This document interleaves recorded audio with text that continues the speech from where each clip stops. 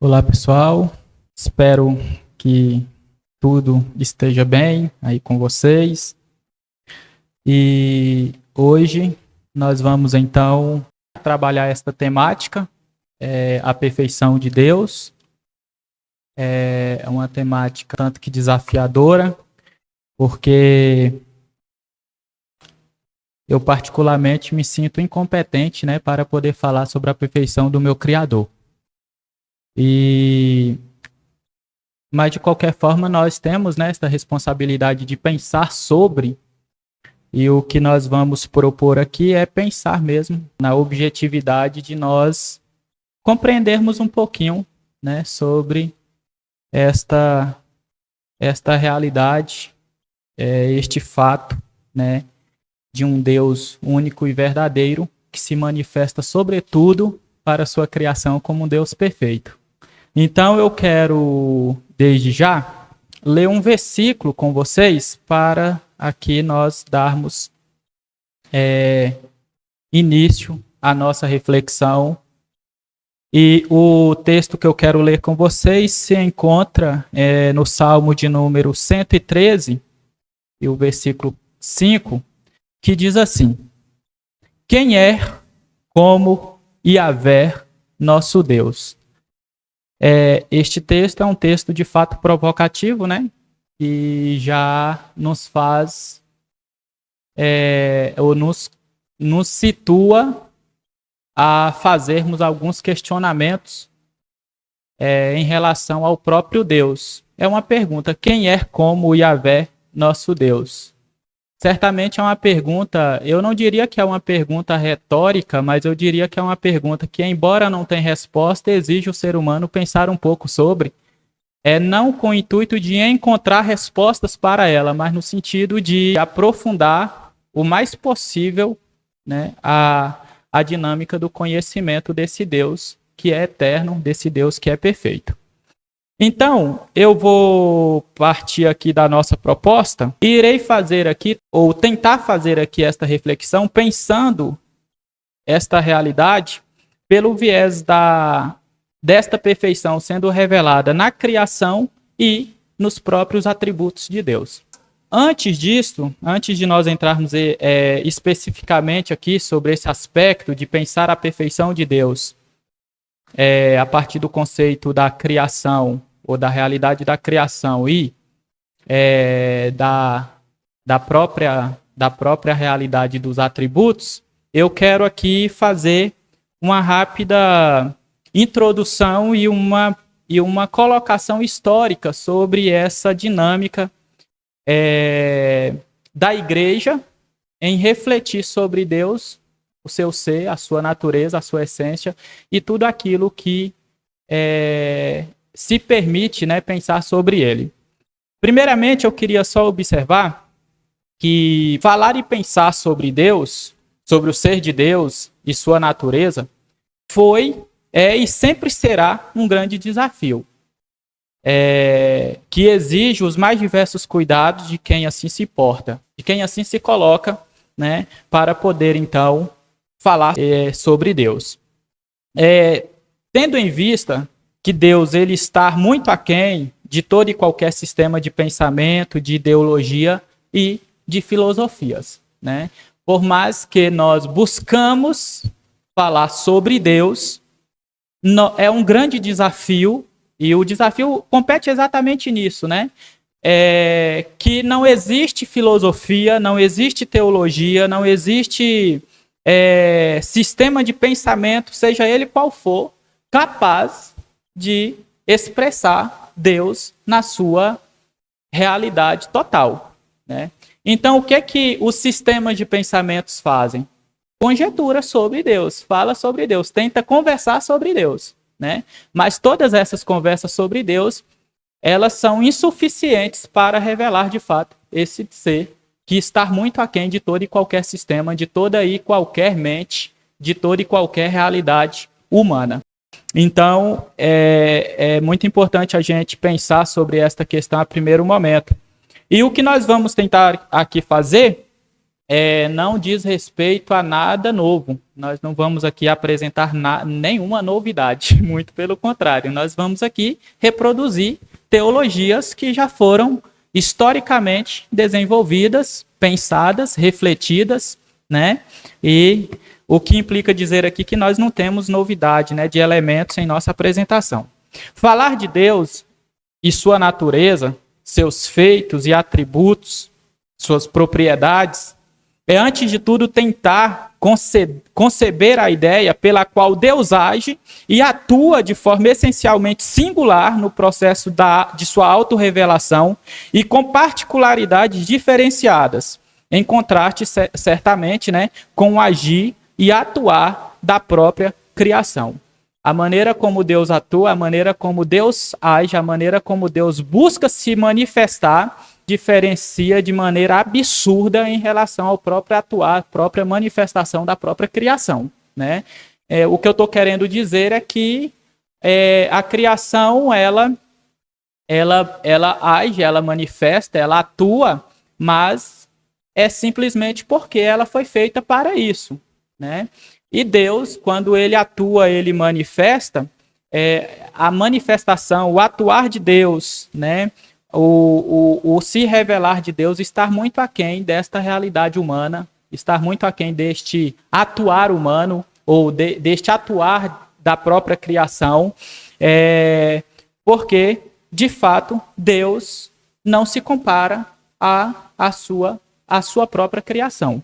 Tá bom? E, inclusive, isso aqui já é um dos aspectos que nós podemos falar da própria perfeição de Deus, né? Obviamente, nós poderíamos aqui pensar sobre algumas características humanas que, ao analisar no outro, no indivíduo, né, em nós mesmos, e nós podemos falar, mas através disso eu consigo conceber e compreender a ideia ou o fato de Deus como real, né? O fato de Deus como perfeito. Por quê? Porque o homem age dessa forma e isso revela Deus. Sim, mas o agir do homem não não revela o que Deus é na sua plenitude, jamais. O que eu estou querendo dizer? Que há características, né, no homem que reflete o próprio Deus, e isto está mais relacionado, isto dentro da minha perspectiva, isto está mais relacionado à realidade moral. Há no homem algumas características de manifestações que de fato revela a Deus, mas que não revela a plenitude de Deus. O que eu estou pensando aqui é exatamente algumas coisas que de fato nós temos capacidade de fazer e que reflete Deus, mas que não revela Deus na sua plenitude. Por exemplo, talvez bobo aqui para a gente pensar, o ser humano ele é capaz de amar. Todos nós temos capacidade de amar, mas nós não amamos como Deus ama, né? E, inclusive, nós temos capacidade de amar, mas nós não podemos ser caracterizados com essa realidade de amor, e Deus é amor. Né? Então, algumas questões aqui para a gente poder tentar e já diferenciando, né? E não colocar dentro do aspecto de competitividade ou algo da natureza. Eu vou falar sobre isso aqui no final, né? Mas não é a ideia de nós igualarmos Deus com a sua criação, nada disso, porque isto não dentro da dinâmica da caminhada de fé, ou dentro da dinâmica real, a vida real, isto é inconcebível nós colocarmos qualquer criação no mesmo nível que Deus, tá bom? Com isto, implica também dizer que Deus, por meio de sua auto-revelação, busca tornar-se conhecido.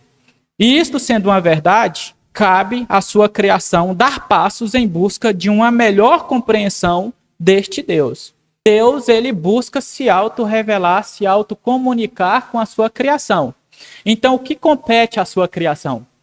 Dar passos para poder conhecer esse Deus que busca se revelar, que busca se auto-comunicar, que busca se relacionar com esta criação.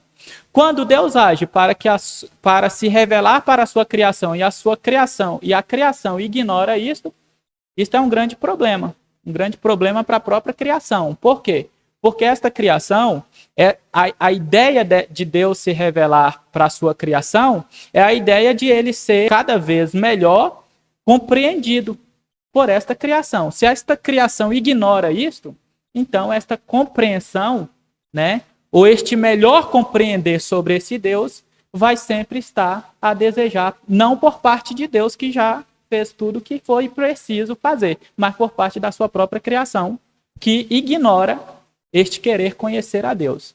As consequências disso é drásticas. A gente pode até pegar mesmo dentro de uma perspectiva bíblica, que o próprio Deus vai falar, né, que o povo dele padece por falta de quê? Conhecimento. Não é conhecimento de filosofia, não é conhecimento de sociologia, não é conhecimento de história, de psicologia, é conhecimento dele.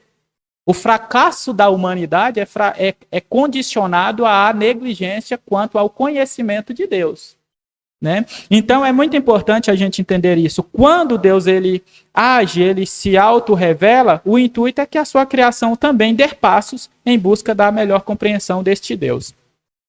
E aqui a gente pode pensar que foi o que os grandes e pequenos pensadores, homens, né, eu diria com toda certeza, e mulheres na história, buscaram fazer, né?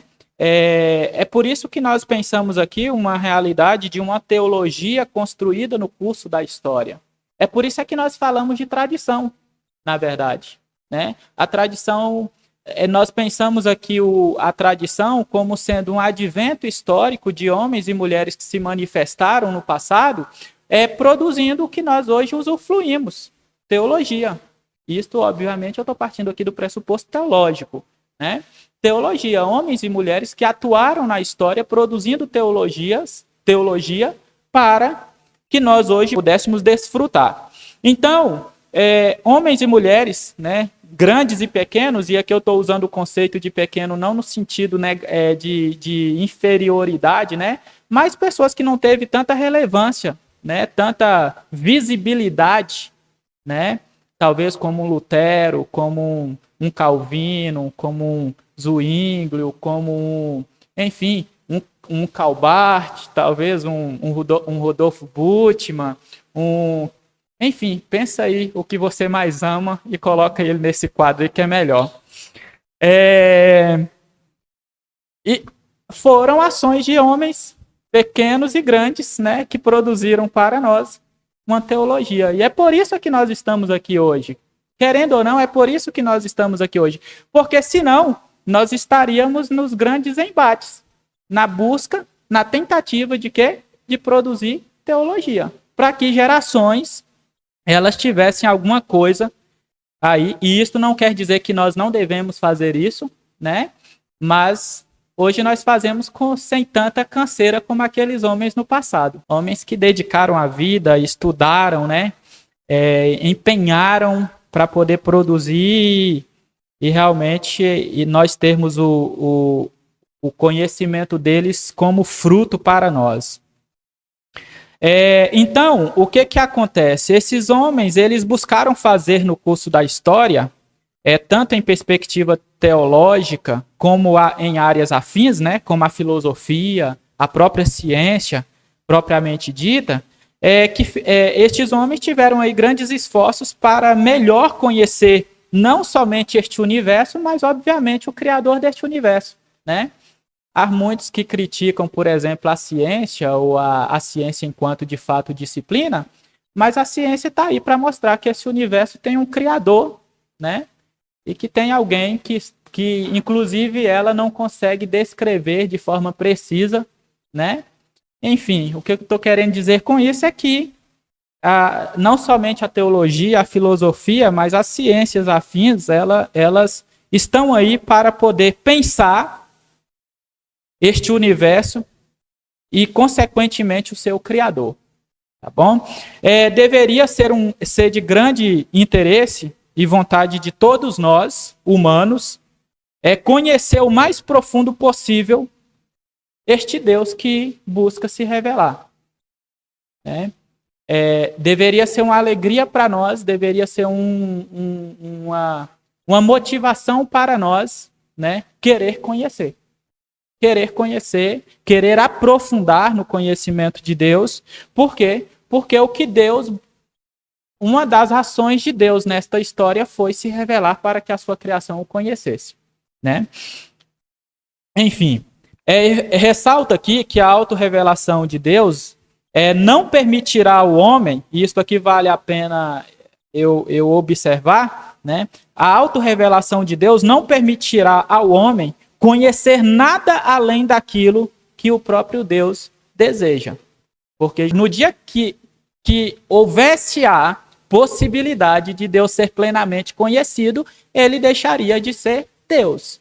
Porque Deus é Deus, porque ele é um mistério revelado que continua sendo um mistério, né? Um mistério revelado, mas que continua sendo um mistério profundo, né? Então, é o nosso desafio.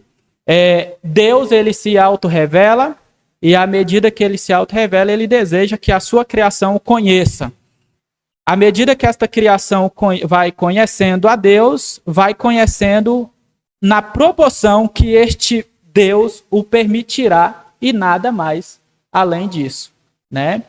E isso é para toda a ciência, é para a teologia, é para a filosofia, é para a própria ciência, né? Nós vemos aí, né, grandes descobertas científicas, universos, galáxias e tudo mais, né? Mas a palavra final da ciência tem muita coisa ainda que nós não conseguimos compreender, tem muita coisa ainda que nós não conseguimos entender, que nós não conseguimos explicar.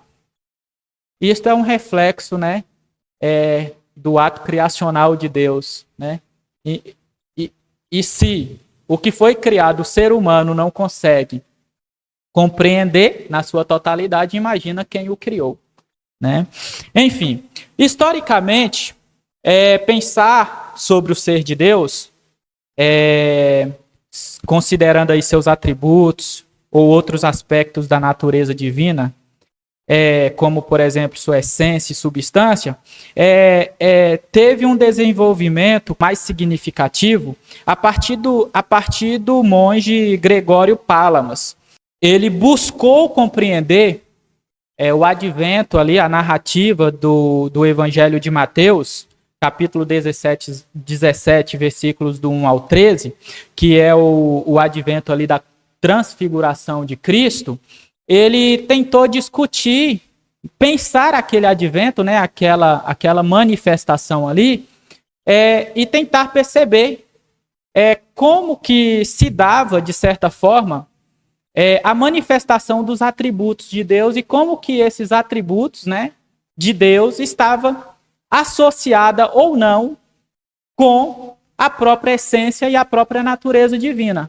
Como que se pensa a manifestação dos atributos de Deus sem esses atributos estar desassociados ao próprio Deus, né? Nós estamos falando dos primeiros embates calorentos da teologia cristã, né?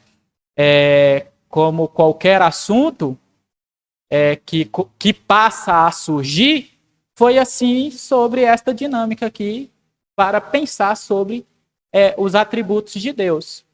Pensar aqui, ele deu atenção, né, à ideia da glória de Deus ali descrita na narrativa da transfiguração, e com a busca de tentar entender esta dinâmica, como que isso se dava, foi possível o desenvolvimento de todo um processo argumentativo para entender se a glória ali revelada na condição de atributo divino era essencialmente ao próprio Deus ligado ou distinto ao ser de Deus, né? Neste sentido, se o atributo de Deus ali revelado, a glória de Deus ali revelada, fosse distinta do seu próprio ser, logo seria seria meramente um elemento de tal revelação, um mero fenômeno que teria acontecido ali, só que não. Para Palamas, né? Ele pensou, ele foi inquietado, né, com este assunto, com esta narrativa, e no final ele chegou à conclusão de que não era possível pensar sobre os atributos de Deus desassociados da sua própria natureza, né? Então, a partir daí, houve constantes e persistentes debates para entender como os atributos refletem a essência e a própria natureza divina, e, com o decorrer das discussões, Houve, então, um sínodo, né, chamado Sínodo de Constantinopla, no século XIV, especificamente em 1351, que reconhece o trabalho de Pálamas e afirma que, para se pensar sobre os atributos de Deus, ou proporções que permitem pensar sobre o ser de Deus, não é possível pensar essas realidades distante do próprio Deus, da própria essência e da própria natureza divina. Então, o Sínodo de Constantinopla reconhece o trabalho de Pálamas em pensar sobre os atributos como unidade e essência divina, permitindo que, a partir do século XIV, as reflexões sobre o ser de Deus fossem persistentes e aprimoradas. Daí para cá, as discussões sobre atributos e tantas outras questões, né, só foram persistindo, só foram sendo inovadas, né, sendo aprimoradas. Na verdade, isso aqui é que nos implica pensar que é assim que se faz teologia, né? Teologia é diálogo. Teologia é você colocar, de fato, a sua capacidade de raciocínio, de crítica, de criar, né, juiz de valor, que vai sendo produzido o que nós chamamos aí de teologias. É verdade que isso pode gerar muitas teologias. É por isso que nós temos aí muitas e muitas teologias, né? Das melhores às mais drásticas teologias que você pode imaginar, né? Mas é assim que se produz teologia, é dessa forma. O que resultou aí com o Sínodo de Constantinopla reconhecendo o trabalho de Pálamas, resultou que no século XV, né, mais especificamente aqui no ano de 1442, o Concílio de Florença confirma, e aqui que é o ponto principal para a gente, né, historicamente falando, o Concílio de Florença confirma que não existe em Deus nenhum tipo de diferença além da distinção da Trindade, né? Então, no Concílio de Florença, após todo um processo, vocês perceberam que houve um processo de um monge que se posicionou analisando um texto, uma narrativa bíblica, e que ficou questionando sobre como que isso se dá, como que é possível se pensar atributos de Deus distinto de Deus ou não, distinto da essência, da natureza de Deus ou não. E com isso, aqui no Concílio de Florença, se tem aí esta determinação de que em Deus não existe nenhum tipo de diferença, né, além da distinção da Trindade, tá bom? Ou seja, considerando a realidade dos atributos, estes não são distintos nenhum do outro, nem da essência divina. E aí a gente tem aqui este aspecto histórico em relação ao pensar esse Deus que é perfeito, que se manifesta aí, né, manifesta sua perfeição aí também nos seus atributos.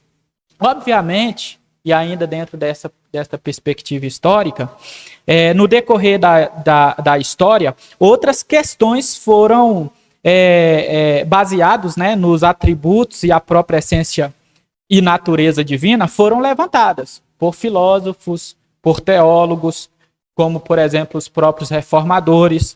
Nós estamos aqui no Concílio de Florença em 1442, mas isto aqui não está tão distante do principal advento da história da igreja, ao menos para nós, né, que é o advento da Reforma Protestante. Tudo isso vai ter peso, né, para que esta nova realidade de ser igreja pense também produz aí o seu conteúdo de fé, o seu material. Mas além dos reformadores, nós tivemos aí, pode-se destacar aí como pensadores Hume, Kant, Feuerbach, Schleiermacher, Descartes, Hegel, Kremer, Calbat, como eu já falei aqui, e tantos outros, né, que pensaram. E também, eu ainda diria que, antes mesmo de Pálamas e de todo esse advento histórico aqui, isto não quer dizer que foi a partir daí que se começou a pensar Deus. Foi a partir daí que começou a pensar características para Deus. Muito pelo contrário, né? Eu disse aqui para vocês que teologia é uma construção histórica.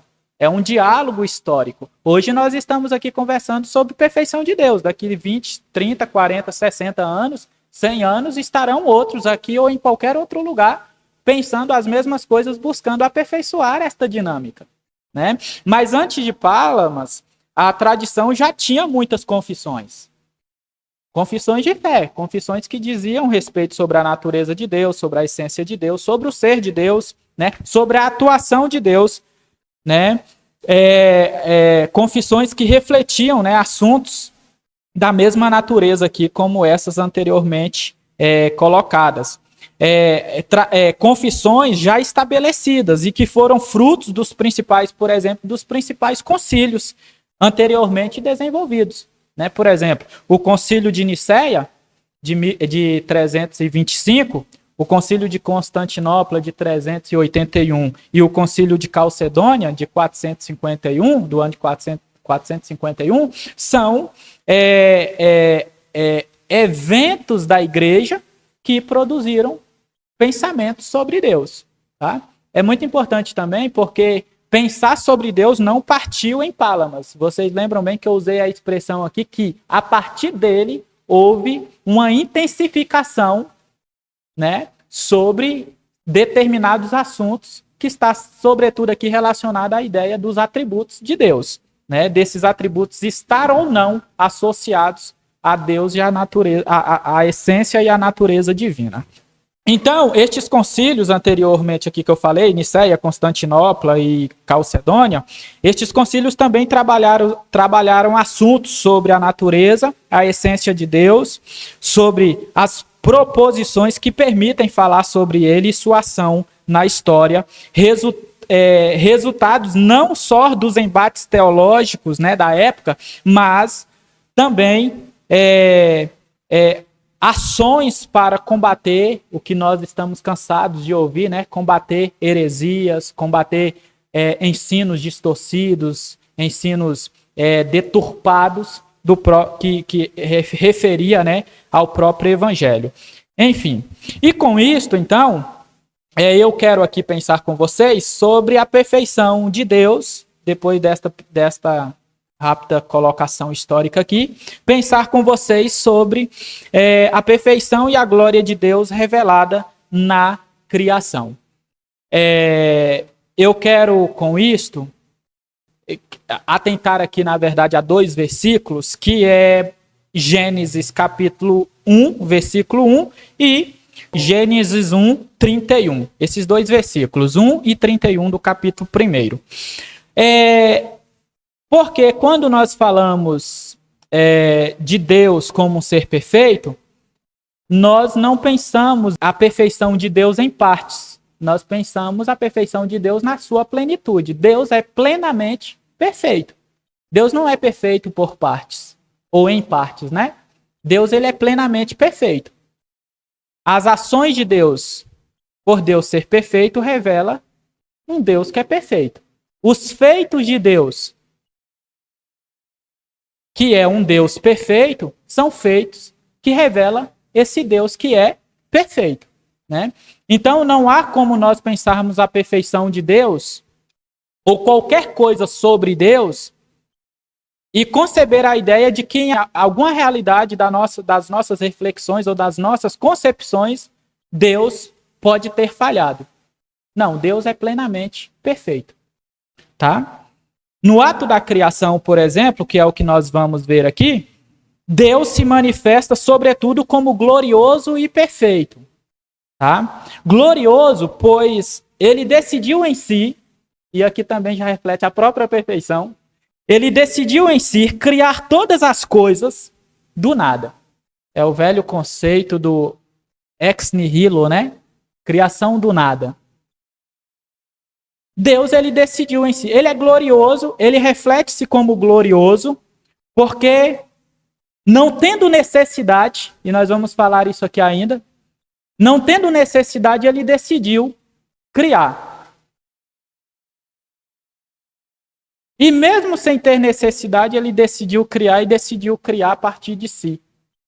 Deus, em si, gloriosamente do nada, fez todas as coisas. não por necessidade,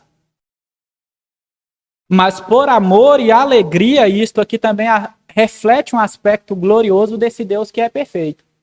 Por amor e alegria em compartilhar sua própria vida, em compartilhar a existência.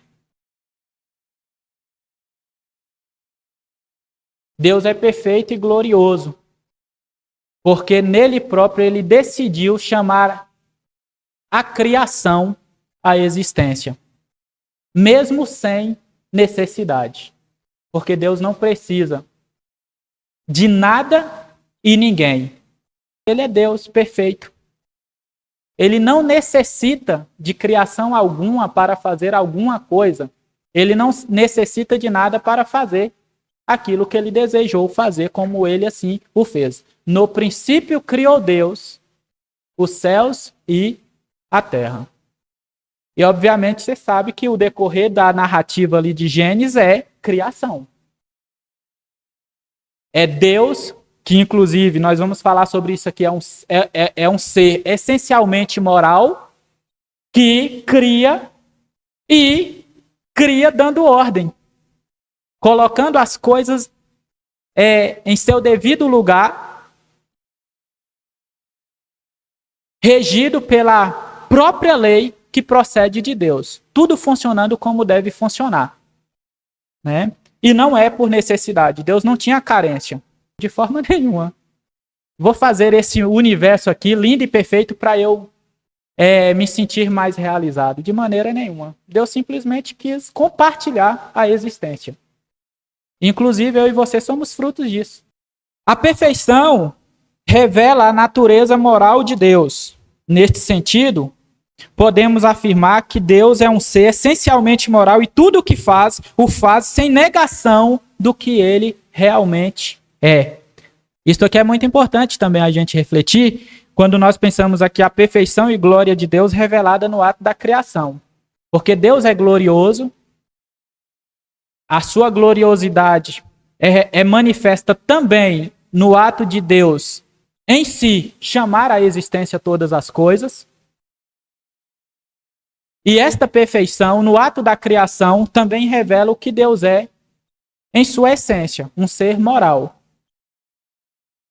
Com isto, o que eu estou querendo aqui dizer é que à medida que Deus fez, à medida que Deus criou, à medida que Deus chamou, pelo poder da sua palavra, à existência, Deus assim o fez sem negar o que ele é.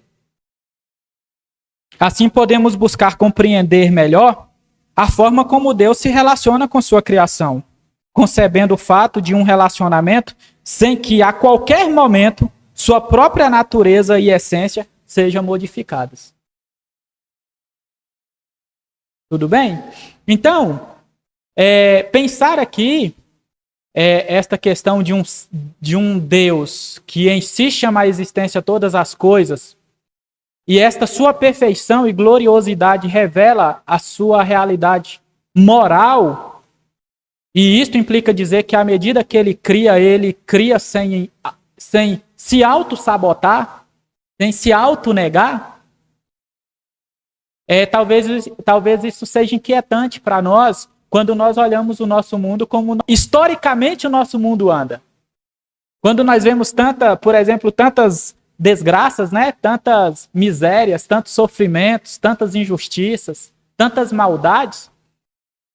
E onde é que está Deus nisso tudo? Deus continua no seu pleno lugar, sem ser por isso atingido.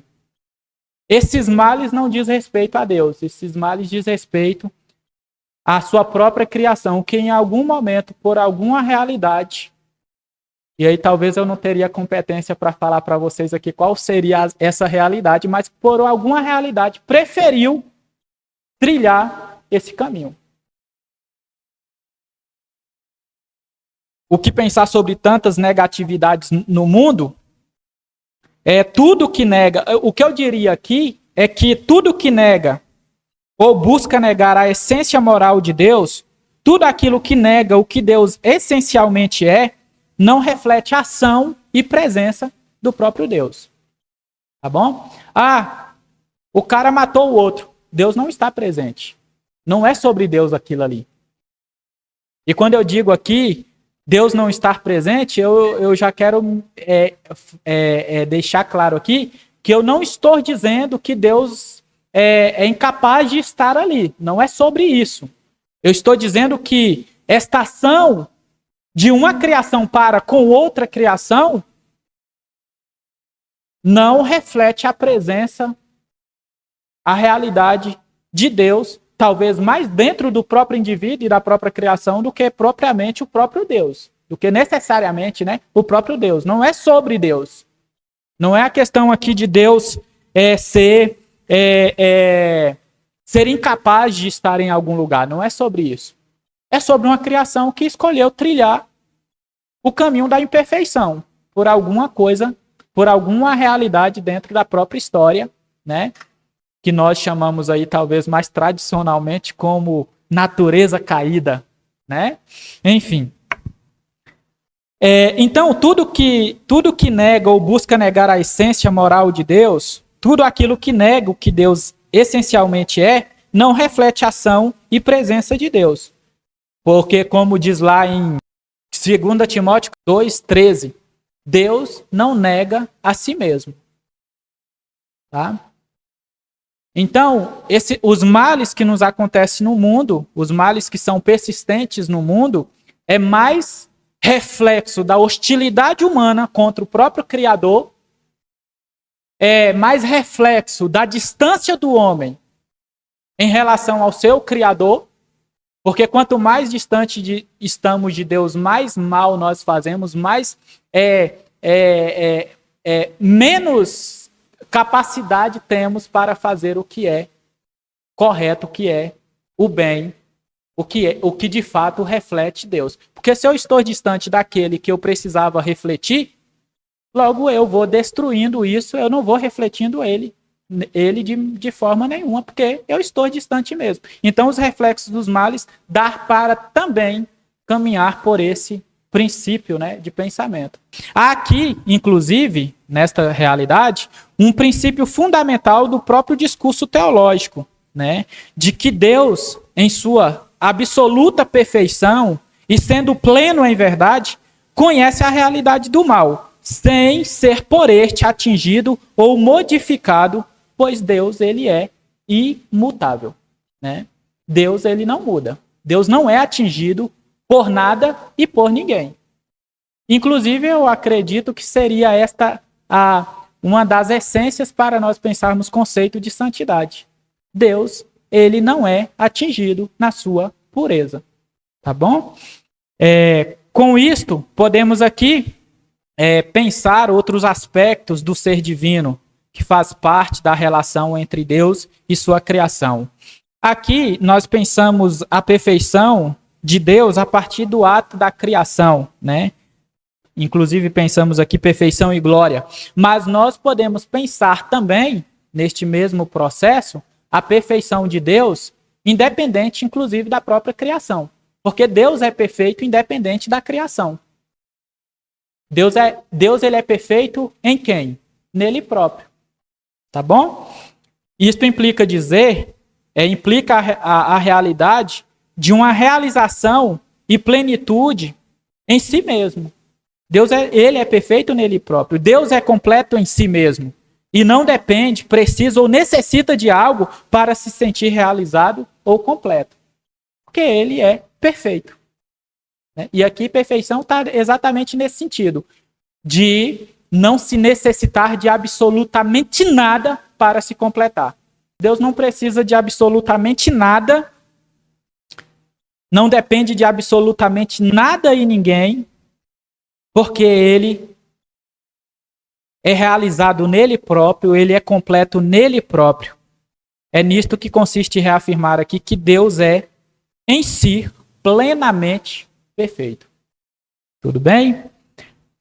Então, nós podemos aqui, perfeição seria um atributo, né, que nós poderíamos aqui, estamos aqui, né, referindo ao ser de Deus, mas nós podemos pensar essa perfeição divina a partir de outros atributos, né? Mas aqui cabe a gente entender que chama-se atributos de Deus elementos ou qualidades que descrevem sem descaracterizá-lo e sem suprimir sua unidade interna de sua essência. Ou seja, os atributos aqui descritos e apontados surgem e se fundamentam na própria essência divina.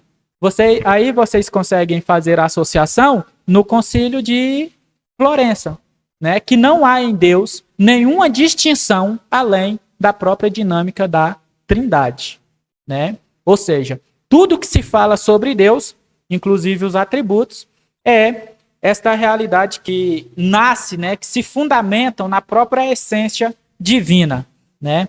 Não só, e inclusive é muito importante a gente entender aqui, isto aqui é mais uma provocação, né, que eu faço para vocês, é que os atributos divinos não são frutos de nossas concepções projetadas ou desenvolvidas com nossa estrutura mental. Tá? Embora nós falamos dos atributos de Deus, isso aqui são os atributos de Deus diz respeito ao que Deus é. Tendo nós capacidade de pensar ou não sobre Deus, é isso. Aí eu posso partir de um princípio talvez bobo aqui. Eu tenho uma filha de 1 ano e 6 meses. Ela não consegue compreender sobre atributos de Deus.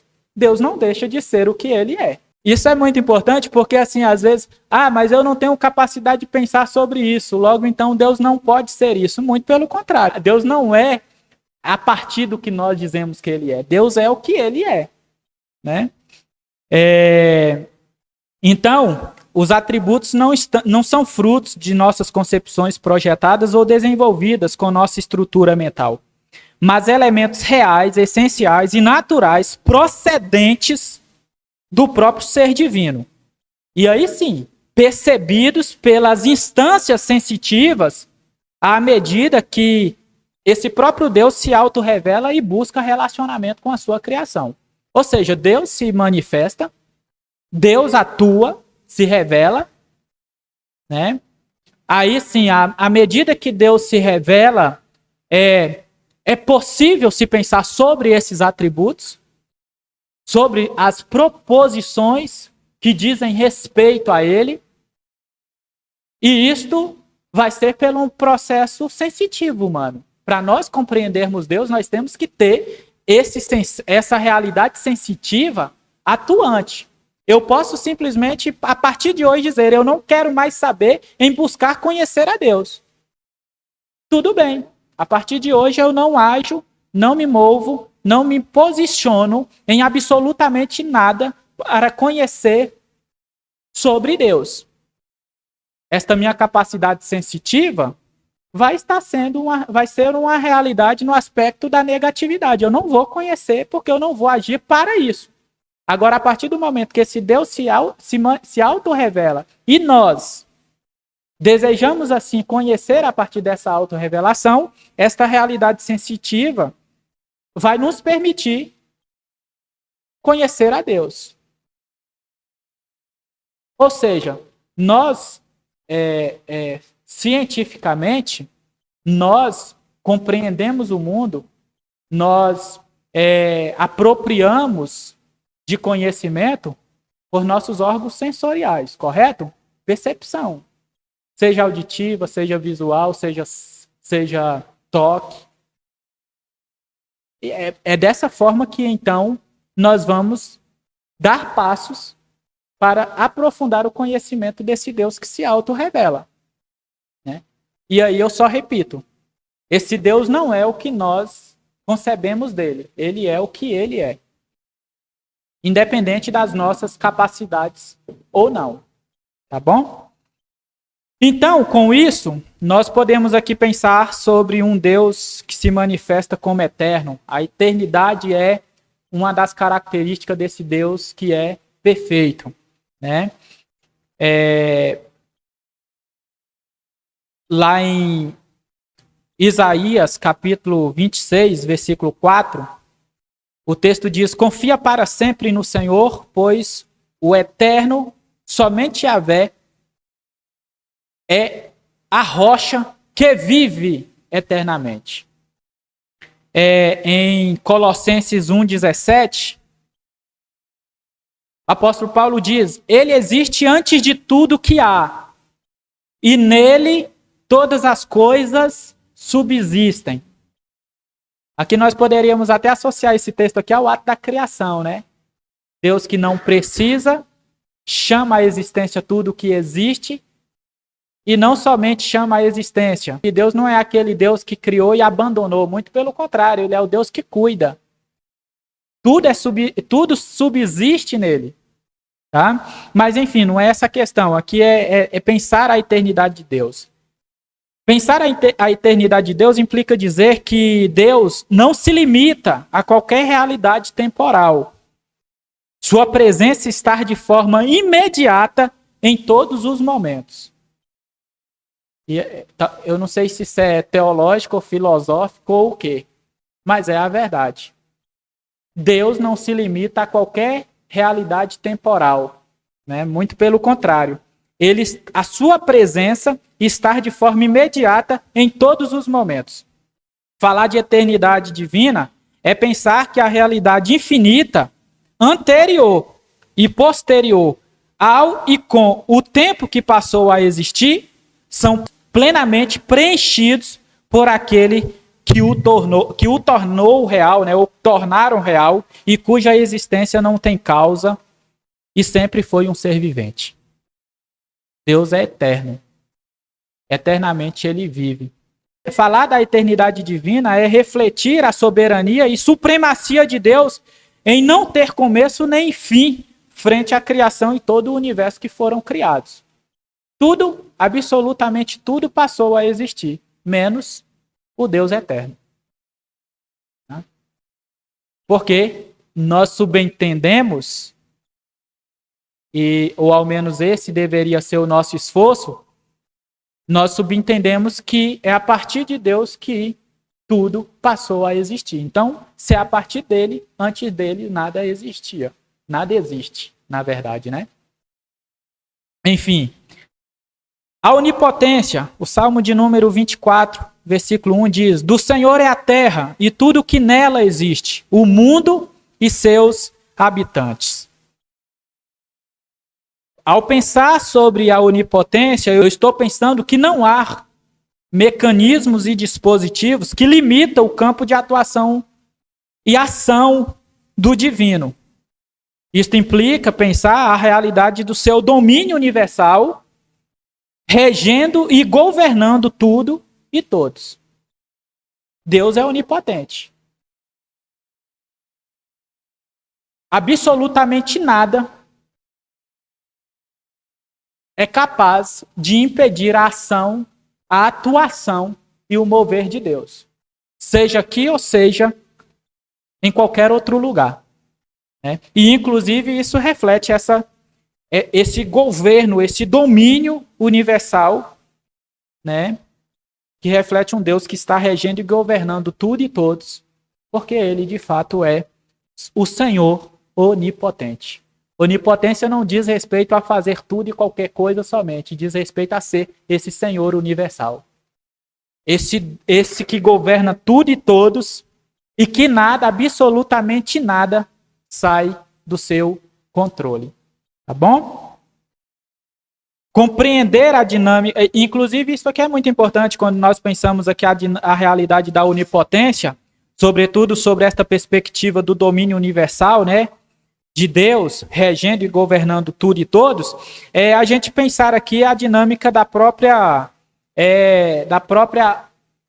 história da salvação, né, ou economia da salvação, porque é justamente entender que esse Deus que a tudo pertence e é dominador de todas as coisas, quer compartilhar vida à sua criação e não se limita a nada e a ninguém na proporção desta vida. Ou seja, o que Deus é capaz de fazer para que a sua criação viva? Aí eu não posso dizer aqui o que Deus é capaz, né? Quem entendeu a mente do Senhor?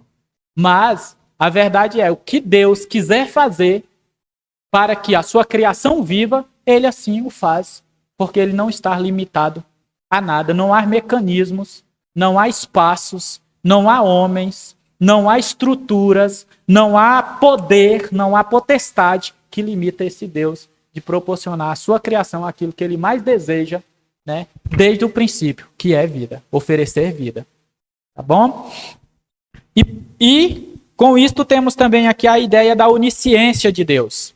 Um outro atributo, em Atos capítulo 17, versículos 26, diz: de um só homem fez Deus todas as raças humanas, a fim de que povoassem a terra, havendo determinado previamente as épocas e os lugares exatos onde deveriam habitar. Ou seja, Deus chama a criação, como diz aqui, né, o escritor de Atos, ele chama a existência todos na face da terra por meio de um único homem, e Deus previamente já determinou, já sabia, né, onde que cada um iria habitar. Isto não é somente em relação onde eu nasci, onde você nasceu. Não. Isto é, falar aqui da onisciência de Deus está muito além disso, né? Falar da onisciência de Deus tende a lembrar o homem de que Deus não é pego de surpresa, né? Por absolutamente nada e ninguém. Certamente, hora ou outra, nós somos, poxa, eu não esperava isso, hein, rapaz? Que surpresa! Deus não. Eu não imagino Deus na eternidade pensando, rapaz, fui pego de surpresa, o Fábio me surpreendeu, olha que coisa. O João me surpreendeu, eu não consigo compreender isso, né? Sendo Deus eterno, ou seja, aquele que ocupa toda a realidade tempo-espacial, nada do passado, presente e futuro passa desapercebido da sua percepção. Tudo bem? E do seu saber. Deus está plenamente consciente desde a eternidade de todas as coisas.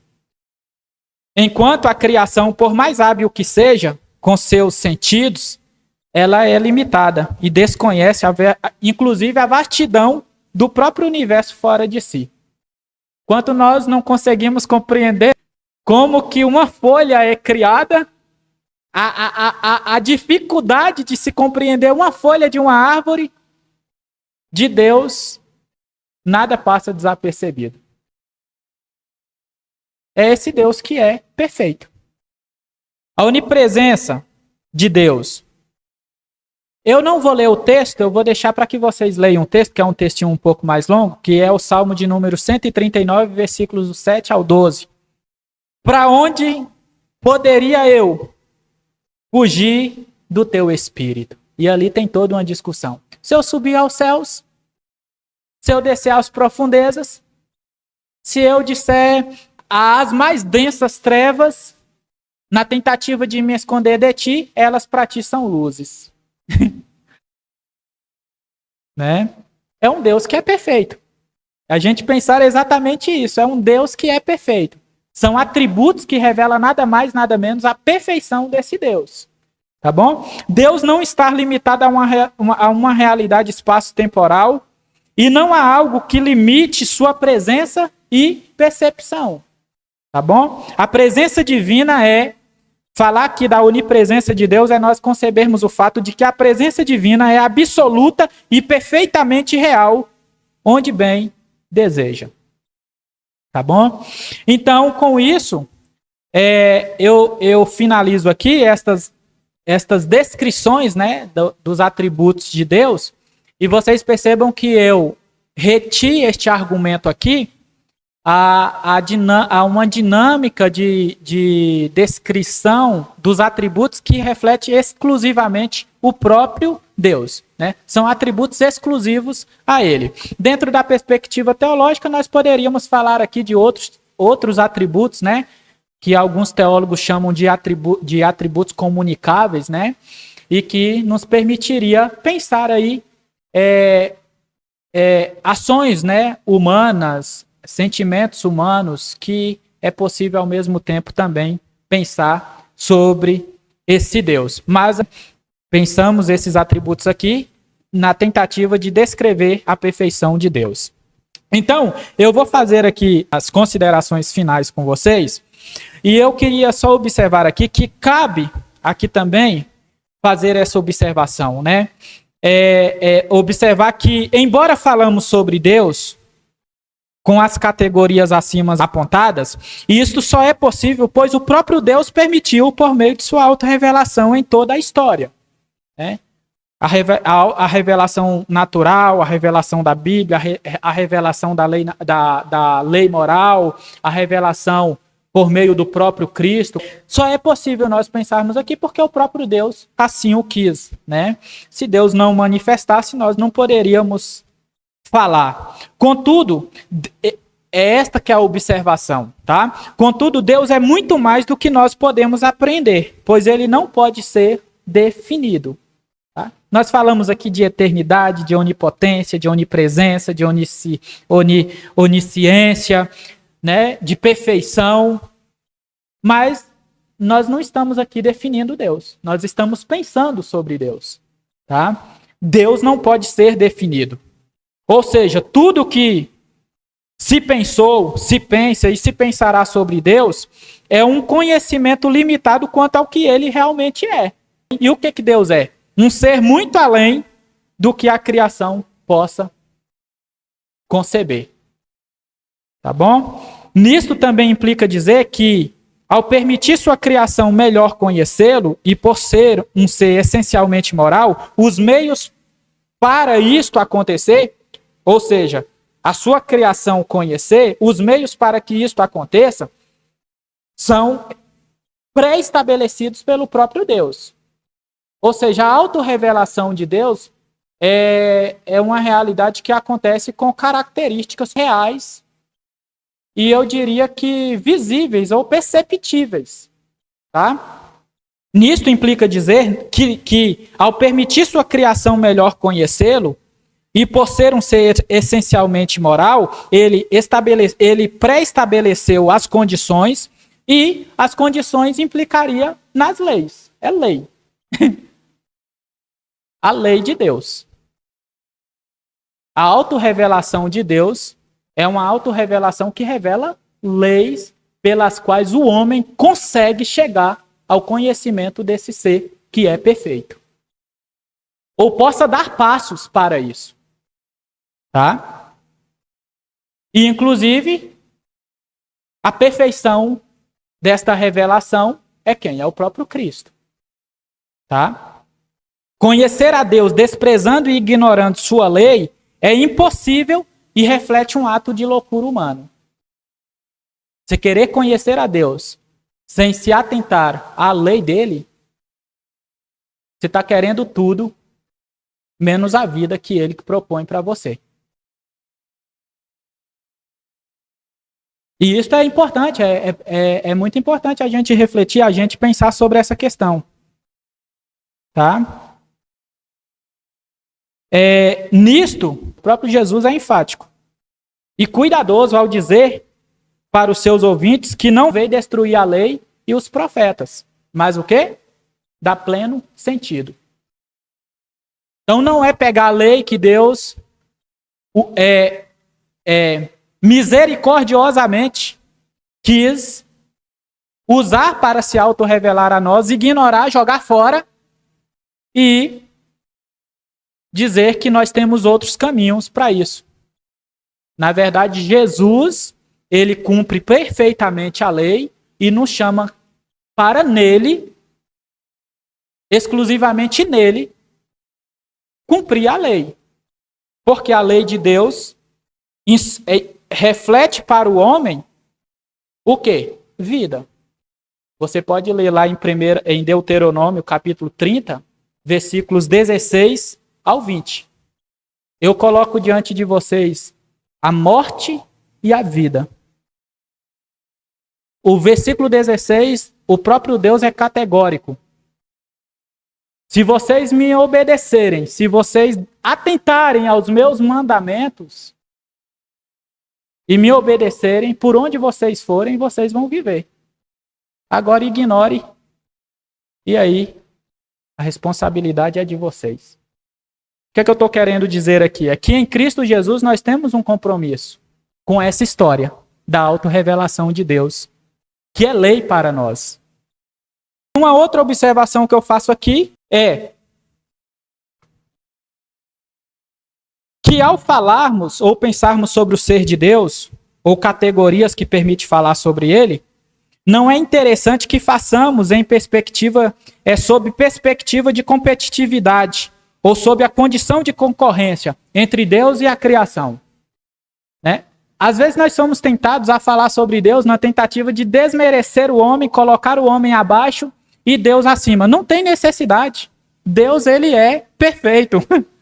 Não tem necessidade. Né? Nós não temos necessidade disso. Não é falar sobre...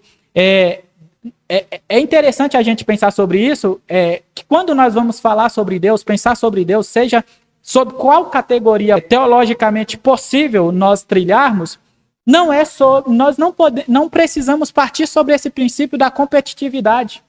Deus não está em competitividade com ninguém. Não tem ninguém, absolutamente ninguém, à altura para competir com o Criador.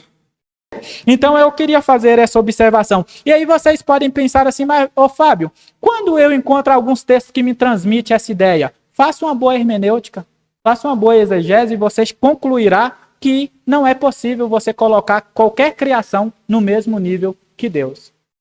Porque nenhuma criação está comparada a Deus, está no mesmo nível que Deus. Nós lemos o texto aqui do Salmo 113, né? Quem é como Yahvé, nosso Deus? Quem que se compara a ele? Quem que se iguala a ele? Né? E além disso, o próprio salmista ainda foi categórico, quando ele diz que a grandeza de Deus é insondável, é incomparável. Tá bom? Então é muito importante a gente entender. Os atributos de Deus dizem respeito ao que Deus é. É sobre Deus. É sobre Deus. Esse Deus que é Deus único e verdadeiro e esse Deus que é perfeito. É sobre ele. Tá? Esse Deus que inclusive é o idealizador, criador, mantenedor e sustentador da vida e do universo e que perfeitamente observou o salmista aqui lá no Salmo de número 145, versículo 3, cuja grandeza é insondável. Tudo bem? Bem, é isso que eu tinha para vocês hoje, tá bom? Que Deus continue abençoando vocês, que vocês continuem progredindo, né, crescendo, se interessando, né, em aprofundar no conhecimento desse Deus único e verdadeiro e perfeito.